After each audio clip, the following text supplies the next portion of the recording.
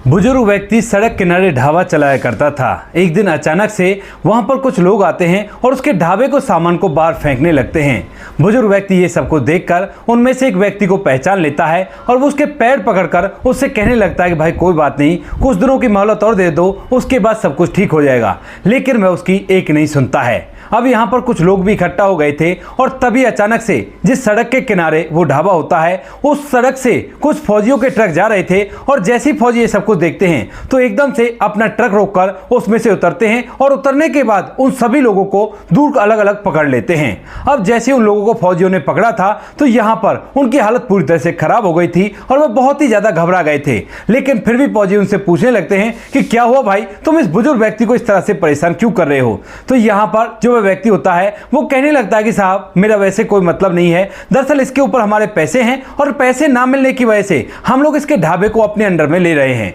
इस बात को वो कांपते हुए होठों से कहते हैं। लेकिन तभी यहाँ पर जो फौजी होते हैं वह एकदम से सभी के सभी आपस में पैसा इकट्ठा करते हैं और इकट्ठा करने के बाद उससे पूछते हैं कि कितने पैसे थे तुम्हारे। तो यहाँ पर वह व्यक्ति बताता है और सभी फौजी उसे उन पैसों को दे देते हैं। कहते हैं कि आइंदा इनको बिल्कुल भी परेशान मत करना, क्योंकि इनके जैसा इंसान हम लोगों ने जिंदगी में नहीं देखा है। कौन थे वे बुजुर्ग व्यक्ति और किस वजह से इन फौजियों ने उनके पैसे दिए थे, पूरी सच्चाई के बारे में जानने के लिए वीडियो को अंत तक जरूर देखें। एक गांव के अंदर एक बलवंत सिंह नाम का व्यक्ति होता है। बलवंत सिंह जो काफी ज्यादा बुजुर्ग है, उसके घर में केवल उसकी एक पोती है जिसका नाम होता है पिंकी। पिंकी और बलवंत सिंह एक ही घर में रहा करते हैं और यहाँ पर जो बलवंत सिंह होते हैं वह एक ढाबा चलाया करते हैं। दरअसल उनकी पोती का सपना है कि वह पढ़ लिख कर अच्छा सा डॉक्टर बन सके और इसी वजह से यहाँ पर जो बलवंत सिंह होते हैं वह अपनी पोती को एक बहुत ही अच्छे प्राइवेट स्कूल में पढ़ाया करते हैं जिसकी फीस काफी ज्यादा जाया करती है। अब यहाँ पर बलवंत सिंह जी अच्छी तरह से अपनी पोती को पाल पोस कर बड़ा कर रहे थे और धीरे धीरे समय बीत रहा था। अब यहाँ पर दूर से देखने में तो सब कुछ ठीक लग रहा था, लेकिन असलियत में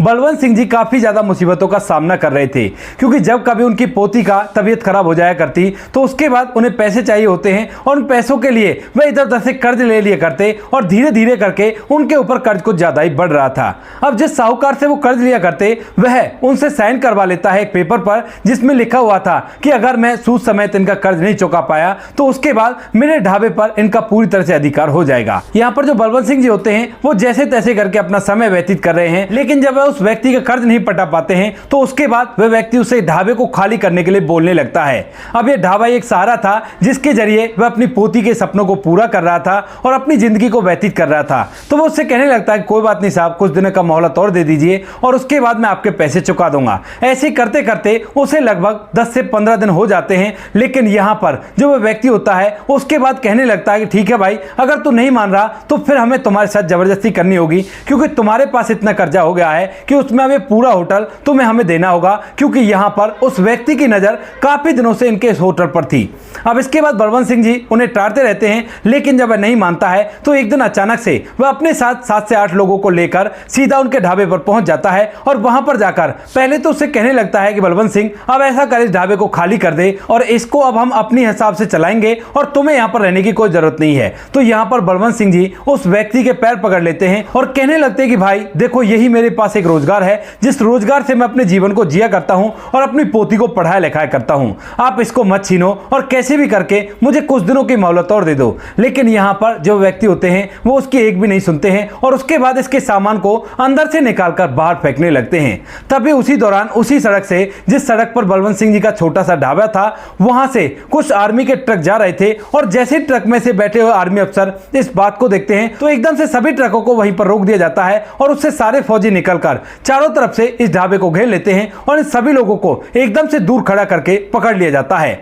अब जैसे इन लोगों को उसने पकड़ा था तो यहाँ पर जिसने पैसे दिए थे वह पूरी तरह से हैरान हो जाता है और घबरा सा जाता है। अब यहाँ पर आर्मी का जो अफसर होता है वह आगे बढ़ता है और आगे बढ़ने के बाद कहने लगता है कि तुम इस बुजुर्ग व्यक्ति को इतना परेशान क्यों कर रहे हो, आखिर क्या परेशानी है तुम्हें। तो उसके बाद यहाँ पर जो व्यक्ति होता है जिसने पैसे दिए थे वह कांपते से होठों से कहने लगता है कि साहब दरअसल इसको मैंने पैसे दे रखे हैं और पैसों का टाइम खत्म हो गया है, तो अब इसके ढाबे को हम अपने कब्जे में लेने के लिए आए हैं। अब इस बात को सुनकर यहाँ पर जो आर्मी अफसर होता है वो पूछने लगता है कि तुम्हारे कितने पैसे हैं। तो यहाँ पर जो व्यक्ति होता है जिसने पैसे दिए थे वह बताता है कि साहब मेरे 50,000 रुपए हैं और 50,000 रुपयों की वजह से अब इसे ढाबा छोड़ना पड़ेगा। अब इस बात को सुनकर यहाँ पर जो आर्मी अफसर होता है वह एकटक उसकी तरफ देखता है और एकटक उस बुजुर्ग व्यक्ति की तरफ देखता है जिसकी आंखों में मजबूरी के आंसू हैं और उसने अपना सर नीचे की तरफ कर रखा है। तो उसके बाद यहां पर जो आर्मी अफसर होता है वह अपने सभी जवानों से पैसा इकट्ठे करने के लिए कहता है। तो वहां पर तकरीबन 200 जवान थे और 200 जवानों की जेब से इतने पैसे तो निकल ही आते हैं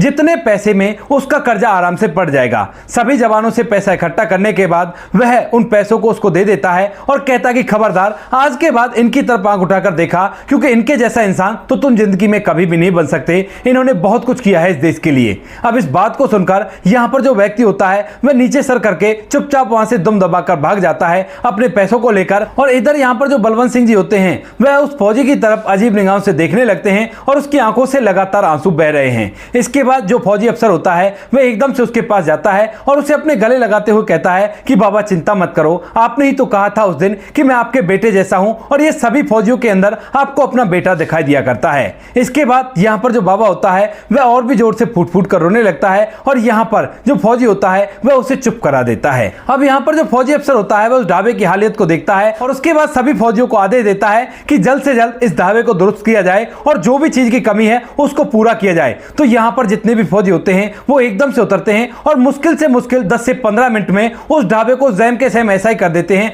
जैसा वो ढाबा पहले कभी था। अब इस बात को देखने के बाद बलवंत सिंह जी बड़े खुश होते हैं और उसके बाद कहने लगते हैं कि बेटा तुमने तो इसे फौरन से वैसा ही कर दिया। तो यहां पर फौजी अफसर कहता है कि हाँ बाबा, हमने इसे वैसा ही कर दिया है और अब आराम से आप इस ढाबे को चला सकते हो और आपको परेशान होने की बिल्कुल भी जरूरत नहीं है। वैसे तो हम लोग यहां पर आया जाया करते हैं, लेकिन आप लो, ये मेरा नंबर ले लो, अगर आपको कैसी भी कोई परेशानी हो तो आप मुझे फोन कर देना और मैं आपकी जितनी हो सकेगी उससे ज्यादा ही मदद कर दूंगा। यहां पर बलवंत सिंह जी उसके सामने हाथ जोड़ते हैं और कहते हैं बेटा सच में तूने आज फिर से मुझे मेरे बेटे की याद दिला दी। इसके बाद यहां पर जो फौजी अफसर होता है वह कहता है कि कोई बात नहीं बाबा, आप आराम से रहो और हम लोग अब चलते हैं क्योंकि हमें जरूरी काम के लिए जाना है। लेकिन तभी बलवंत सिंह जी कहने लगते हैं बेटा क्या आज खाना नहीं खाओगे? तो यहां पर जो फौजी अफसर होता है वह एकदम से मुस्कुराता है और कहता है कि बाबा हम लोग काफी ज्यादा हैं और इतने लोगों का खाना बनाने में आपको काफी टाइम लग जाएगा और हम आपको परेशान नहीं करना चाहते क्योंकि हमें जल्दी जाना है। ऐसा कहकर जो फौजी होते हैं सभी के सभी यहां से उस बाबा से विदा लेते हैं और उसके बाद अपने उस गंतव्य तक पहुंच जाते हैं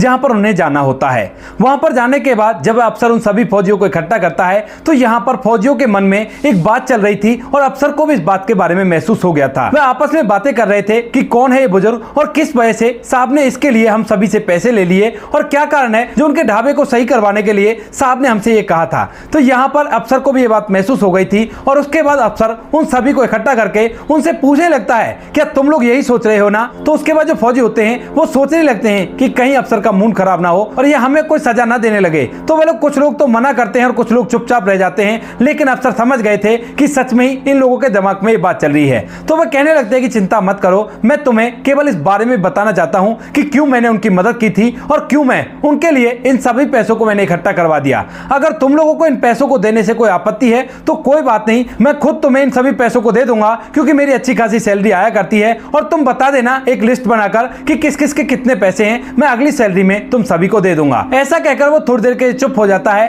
लेकिन तभी यहाँ पर फौज के कुछ जवान इस बात को पूछने की हिम्मत करते हैं और यहाँ पर जो अफसर होता है उससे पूछने लगते हैं कि साहब आखिर क्या कारण है, क्या हम लोग जान सकते हैं? तो यहाँ पर जो अफसर होता है वह उन्हें पूरी कहानी बताने लगता है। कहता है कि आज से लगभग इतने दिनों पहले हम लोग ऐसे ही जा रहे थे और उस दिन कोई भी फौजी खानी खाकर नहीं आया था। हम लोग 25 जन थे और उसके बाद रास्ते में हमें यही ढाबा मिलता है। हम लोग वहां पर रुकते हैं और रुकने के बाद जब ये बुजुर्ग बाबा हमें देखते हैं तो एकदम से बड़े खुश हो जाते हैं और पूछने लगते हैं कि बताओ बेटा क्या खाओगे तुम लोग? तो यहाँ पर हम लोग उन्हें बताते हैं जो हमें खाना होता है और ये खुद अकेले मेहनत करके सभी के लिए अच्छे से खाना बनाते हैं। खाना खाने के बाद एक छोटी सी लड़की जिसकी उम्र 12 साल रही होगी वह सभी को भाग भाग कर पानी पिला रही थी और ये प्यार एक परिवार के प्यार जैसा था। अब इसके बाद जब हम उसे पैसे देना चाहते हैं अपने खाने के तो यहाँ पर वह बुजुर्ग व्यक्ति हाथ जोड़ लेता है और अपनी आंखों में आंसू ले आता है। कहता है कि नहीं बेटा, मैं तुमसे पैसा नहीं ले सकता। अब इस बात को सुनकर यहाँ पर जो अफसर होते हैं वो पूछने लगते हैं कि क्या हुआ बाबा, आप हमसे पैसे क्यों नहीं ले सकते? क्या खाने में कोई कमी रह गई थी? तो यहाँ पर जो बुजुर्ग बाबा होता है वो कहने लगता है कि नहीं बेटा, खाने में कोई कमी नहीं रह गई, कमी तो मेरी जिंदगी में रह गई थी जिसे आज आप लोगों ने पूरा कर कर दिया है। अब इस बात को सुनने के बाद अफसर पूछने लगता है कि बाबा मैं कुछ समझा नहीं, आखिर क्या बात है, आप साफ साफ मुझे बता सकते हो, और ये पैसे तो आपको रखने ही चाहिए। लेकिन तभी बलवंत सिंह जी मना कर देते हैं और उन्हें अपनी पूरी कहानी बताते हैं। कहते हैं कि बेटा इस तरह से मेरा भी एक बेटा फौजी था और मुझे भी फौज में लगने की काफी ज्यादा ललक थी, क्योंकि आप लोग देश की सेवा किया करते हो और अपनी देश के लिए अपनी जान तक को हथेली पर रखकर रखा करते हो। तो इसी वजह से मैं भी फौज को काफी ज्यादा पसंद किया करता था, लेकिन जब मैं फौज में नहीं लग पाता हूं तो मेरा बेटा जिसका नाम विजय होता है वह फौज में लगता है। लेकिन मेरे बेटे की फूटी किस्मत, जब उसको एक बेटी होती है तो उसके बाद वह फौज में ही रहता है और एक मिशन के दौरान वह इस दुनिया को छोड़कर चला जाता है। अपने बेटे की तस्वीर जो उन्होंने अपने ढाबे के अंदर लगा रखी थी उसकी तरफ वह इशारा करते हैं और यहाँ पर जो फौजी अफसर होता है वह उस फोटो की तरफ देखता है। तो उसके बाद बलवंत सिंह जी बताते हैं कि फिर उसके कुछ ही दिनों बाद मेरी जो बेटे की पत्नी थी वह भी इस दुनिया को छोड़कर चली जाती है और अब घर के अंदर केवल मैं और मेरी पोती रह गए थे पिंकी। पिंकी वही थी जिसने उन्हें भाग भाग कर पानी पिलाया था। इस बात को कहते हुए उसकी आंखों में आंसू थे, लेकिन उसके बाद वो कहने लगता है कि जब आज तुम लोगों को मैंने अपने हाथों से खाना खिलाया है तो मुझे लगा है कि मेरा बेटा विजय आ गया है और तुम सभी के अंदर मुझे अपना बेटा दिखाई दे रहा था। तो एक बाप अपने बेटे को खाना खिलाने के लिए पैसे थोड़ी ना लिया करता है। इस बात को सुनकर यहाँ पर जो फौजी होते हैं उन सभी की भी आंखों में आंसू आ गए थे और उसके बाद यहाँ पर जितने भी फौजी होते हैं वो सभी एक एक करके उस बुजुर्ग अंकल का आशीर्वाद लेते हैं। यहाँ पर वह अफसर उन फौजियों को यह भी बताता है कि वो लोग काफी ज्यादा मुसीबत में हैं और मैं उनके लिए काफी ज्यादा परेशान रहता हूँ, लेकिन अकेला कर भी क्या सकता हूँ। तो यहाँ पर जब सभी फौजी इस बात को सुनते हैं तो उन सभी की आंखों में आंसू आ जाते हैं, क्योंकि उनके भी ऐसे परिवार थे और ये एक शहीद के पिता थे और शहीद के पिता की ऐसी हालत देखकर उनसे रहा नहीं जाता है। तो वह सभी लोग कहने लगते हैं कि साहब अगर ऐसी बात है तो हमें उनकी मदद करनी चाहिए, क्योंकि आप अकेले तो उनके लिए कुछ भी नहीं कर सकते, लेकिन हम सब मिलकर तो उनके लिए बहुत कुछ कर सकते हैं। इस बात को सुनकर यहाँ पर जो अफसर होता है वो कहता है कि हाँ बिल्कुल कर सकते हैं, लेकिन मैं उनके लिए और भी कुछ ज्यादा करना चाहता हूं, तो इसी वजह से मैं आगे अपने अफसरों से बात करूंगा